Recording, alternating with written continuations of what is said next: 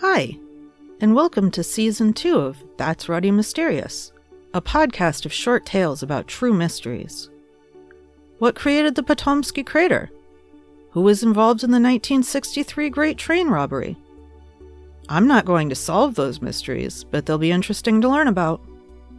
I'm your host, Kelly with an I.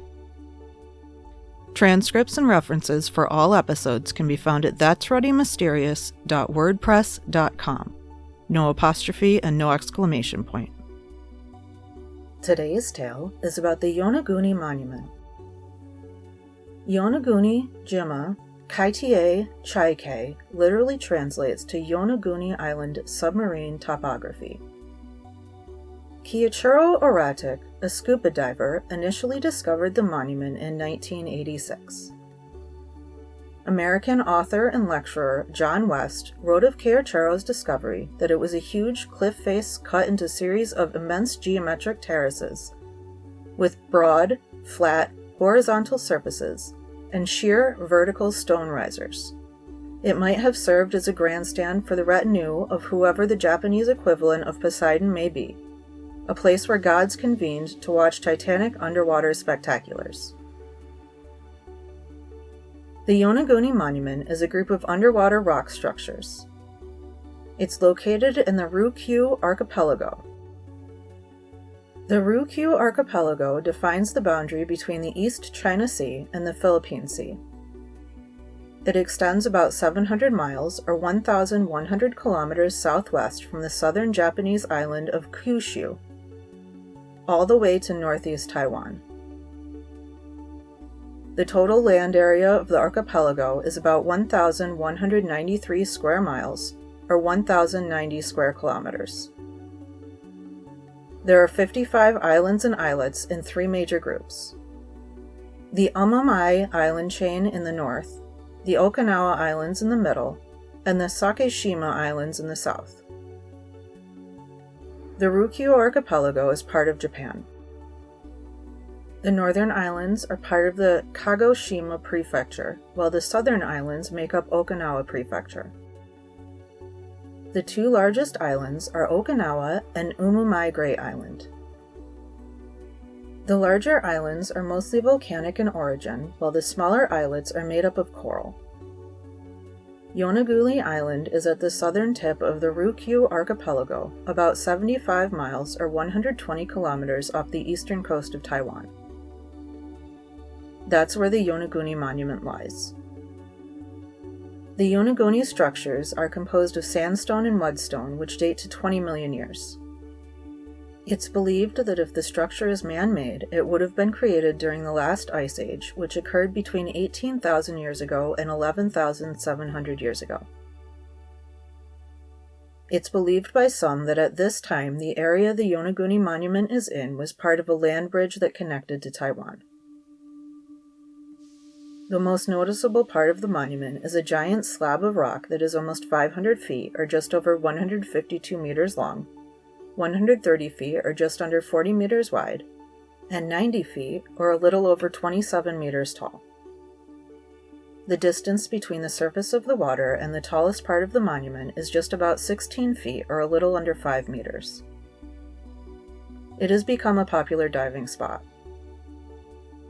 There's a stepped pyramid that's over 165 feet, or 50 meters long, about 65 feet, or 20 meters wide, and about 82 feet, or 25 meters tall. The pyramid is the first thing Kiichiro noticed. Some of the rocks in the pyramid seem to have carvings. The pyramid resembles the ziggurats from ancient Mesopotamia. The ziggurats are pyramidal step temple towers. They were typically architectural and religious structures. They are characteristic of major cities in Mesopotamia, today mostly in Iraq. The inside core of ziggurats was built of mud brick, while the outside was made of baked brick. There are no internal rooms in ziggurats. They were typically square or rectangular in shape. There are about 25 known ziggurats. The look of the Yonaguni pyramid leads some scientists to believe that the monument was man-made. The ziggurat-like pyramid is not the only structure in the Yonaguni monument. It's close to other structures. Could this have been a lost city? Masayuki Kimura is a marine geologist at the University of Ryukyu. He explored the Yonaguni monument for nearly 20 years. He believes that people carved the site thousands of years ago when the landmass was above sea. He says that there are right angles, strategically placed holes, and aesthetic triangles, which are all signs of human intervention. Masayuki says the carvings on the rocks resemble Kata script. Kata was a set of pictograms that were once used in southwest Japan. Masayuki also said that there were identifiable structures within the monument. He said that he could identify a pyramid, castles, roads, monuments, and a stadium.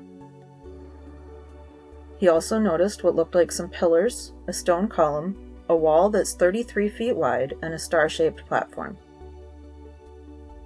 Masayuki says that this is all the evidence that Yonaguni is the remains of Japan's Atlantis. He thinks it may be the lost continent of Mu, a legendary Pacific civilization that is rumored to have sunk into the sea. Robert Schock is a professor at Boston University. He dived at the Yonaguni monument.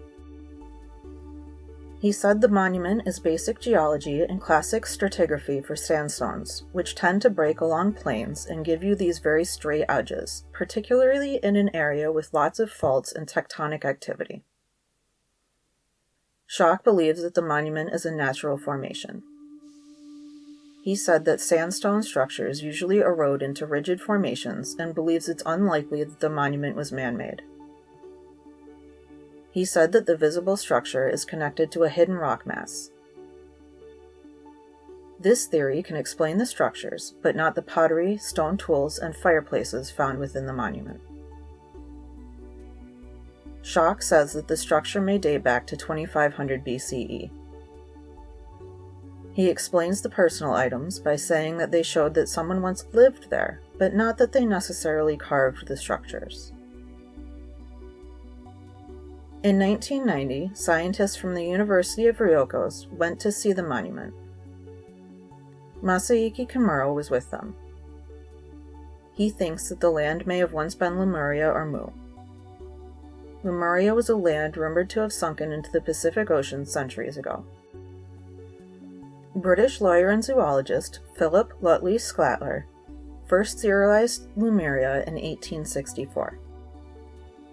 He wrote the paper, The Mammals of Madagascar, which was published in the Quarterly Journal of Science. In that paper, Sclater wrote that there were more species of lemurs in Madagascar than in Africa or India.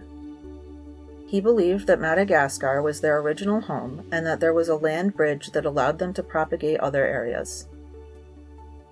This land bridge was called Lemuria. In 1870, German biologist Ernst Haeckel wrote the probable primeval home or paradise is here assumed to be Lemuria, a tropical continent at present lying below the level of the Indian Ocean, the former existence of which in the Tertiary period seems very probable from numerous facts in animal and vegetable geography. He theorized that Lemuria was lost in the Indian Ocean. Before it sank, a people called Lemurians are theorized to have lived in this land bridge.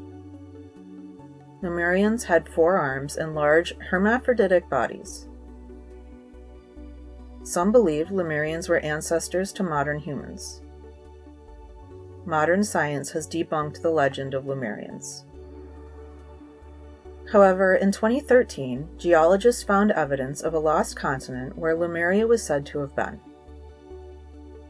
They found pieces of granite and a shelf that extends hundreds of miles south towards Mauritius, in the ocean south of India.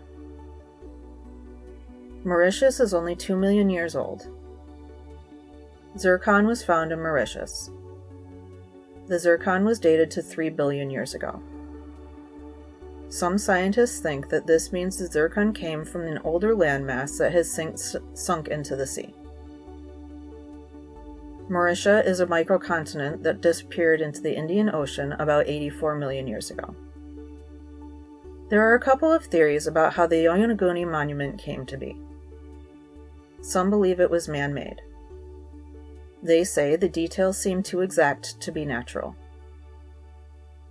There is a trench in the monument that has 90-degree angles and 2 megaliths with straight edges. There is a triangular depression in the monument with 2 large holes. This could be an attempt to separate the rock using wedges. Some of the people that believe this theory say the monument could be ruins from Lemuria, Mu, or the 1st century country called Yonmatai. If it were part of this country, the monument would date back to 5,000 years ago. There are also those who believe that the monument is a bunch of natural formations. Believers of this theory say that there have been earthquakes in the area, and those quakes would have fractured the stone, creating parallel fractures and joints. They say that the walls ended up in a vertical position due to erosion. The Japanese government's Agency for Cultural Affairs and the government of Okinawa Prefecture say that the monument is not a historical cultural site, so they don't believe the structures were man-made.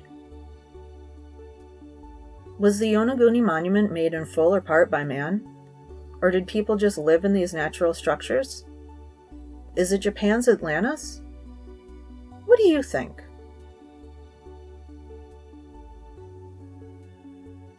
Thanks for listening to today's episode of That's Ruddy Mysterious.